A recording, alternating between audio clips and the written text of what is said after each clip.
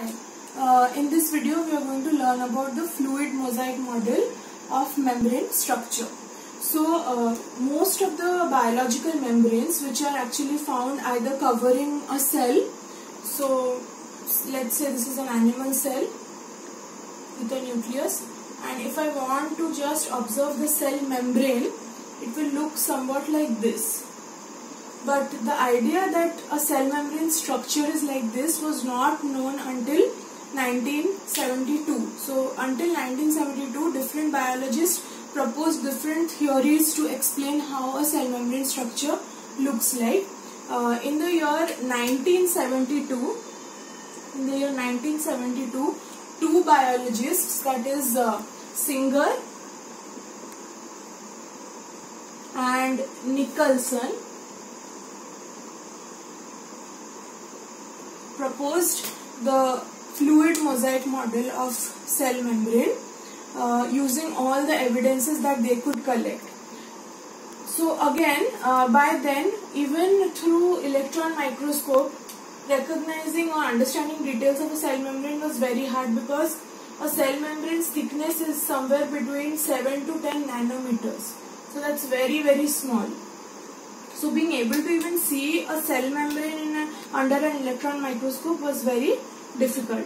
So this was a hypothesis proposed by Singer and Nicholson, but later on, with future advancement, with more technology applied in the electron microscopy, it was actually known that Singer and Nicholson's model was the most appropriate membrane structure proposed till date. So what exactly is this fluid mosaic model? So the fluid mosaic model states that our cell membrane is actually a phospholipid bilayer. So these structures that you are seeing over here are phospholipids, and you can see how uniquely they have arranged themselves into a bilayer. So this is the upper surface of the membrane, and then there is the lower surface of the membrane. Let us consider that this is the outside and this is the inside of the cell. Means this side of the phospholipid is facing the cytoplasm, and this is facing the external environment or the outside of the cell.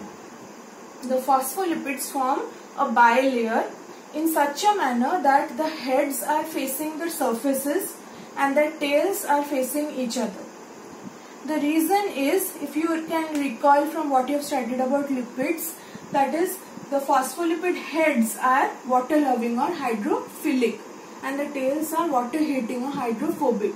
So when a cell is exposed to an aqueous environment, which is what mostly our body is made up of, water, so the water loving heads will face towards the watery side, that is the outside of the cell, as well as the cytoplasm, because the cytoplasm of the cell is also very watery. And the water hating tails will face each other. They will attract each other and try to expose themselves to water as less as they can. So this is how the phospholipid form a bilayer. Okay. Now, along with this phospholipid bilayer, there are, you can see red color objects that I have drawn. These are the proteins.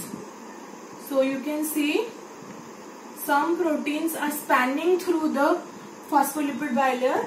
Some are at the lower surface, some are more intact at the upper surface. So these are different types of proteins which are embedded in this phospholipid bilayer.